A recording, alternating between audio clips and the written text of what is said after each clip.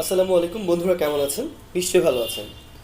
ফ্যান্টমেস চ্যানেলের পক্ষ থেকে আমি শুভ আপনাদেরকে জানাচ্ছি অনেক ভালোবাসা, অভিনন্দন। আজকে আমি এক্সেলের একটা অসাধারণ ফর্মুলা নিয়ে আপনাদের সাথে কথা বলবো, যেটা হয়তো বা আমাদের মধ্যে অনেকেই আমরা জানি না যে এই ফর্মুলাটা দিয়ে এক্স্যাক্টলি কী করা যেতে পারে বা এই ফর্মুলাটার কাজ কী। বাট আমি আসলে আজকে আপনাদের সাথে এটাই শেয়ার করার চেষ্টা করছি যে মাইক্রোসফট এক্সেলের যে কয়েকটা আনকমন ফর্মুলা আছে, বাট যেগুলোর কাজের পরিধি বা এগুলোর কাজের যে উপকারিতা, ইউজফুলনেস যেটাকে আমরা বলি, এটা অনেক বেশি, ওই অপরিসীম যেটাকে বলা হয়। সো আজকে আমরা পরিচয় করে দেবো মাইক্রোসফট এক্সেলের কনসোল ফর্মুলাটা নিয়ে। হোয়াট ইজ কনসোল ফর্মুলা বা হোয়াট ইজ কনসোলিডেট, এটা আমরা আজকে জানার চেষ্টা করব। দেখুন, কনসোল মানে হচ্ছে যুক্ত করা। যুক্ত করা মানে হচ্ছে দুটো বা তিনটা ডাটাবেসকে বা আপনার একই ডাটাবেসকে আপনি কয়েক জায়গায় সেট করেছেন, সেখান থেকে খুঁজে খুঁজে কনসোল করা, জয়নিং করা। দেখুন, আপনার এখানে আইটেম নাম্বার 1-এ আপনি ব্যাট দিয়েছেন, ব্যাটের দাম দিয়েছেন 678, বলের দাম দিয়েছেন 456। আবার দেখুন আইটেম নাম্বার 2-তেও আপনি এমন কিছু আইটেম আছে যার মধ্যে ব্যাট আছে অথবা বল আছে অথবা লাইট আছে, এমন কিছু একটা আছে, এমন বল আছে।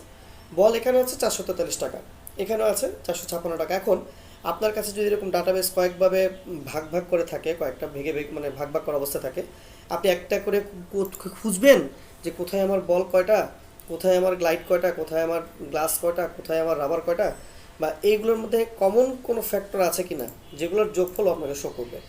যেমন দেখুন এখানে bat, ball, stump, gloves, stick, rubber, sole, leg pad. এখানে দেখি আমি সোল একটা আছে কমন, তারপরে গ্লু এটা আনকমন, পার্ল আনকমন, বল আছে এটা কমন। মানে এই দুটোর মধ্যে বল এবং সোল কিন্তু আনকমন, মানে কমন, সরি, বাকিগুলো আনকমন, আরও কিছু থাকতে পারে। তো এই দুটোর যোগফল কি, মানে কমন ফ্যাক্টরগুলোর যোগফলটা কি, সেটা আপনাকে অটোমেটিক কনসোল করে বের করে দেবে। তো সেটা করার জন্য আপনাকে, যদি আপনারা 2007 ইউজ করে থাকেন বা 2010 বা 12 ইউজ করে থাকেন, তাহলে ঠিক আপনারা এখানে একটা সার্চ অপশন পাবেন, এখান থেকে আপনারা ক্লিক করে কনসোলিডেটটা ক্লিক করে আপনারা কনসোলিডেটটা পেয়ে যাবেন। বাট যারা 2007 ইউজ করেন বা 2007 ইউজ করেন, তারা যেটা করবেন, তারা ডাটাতে যাবেন, home, insert, page, layout, formula, ডাটাতে যাবেন, ঠিক এই পাশে দেখবেন কনসোলিডেট একটা অপশন আছে। হ্যাঁ, কনসোলিডেট।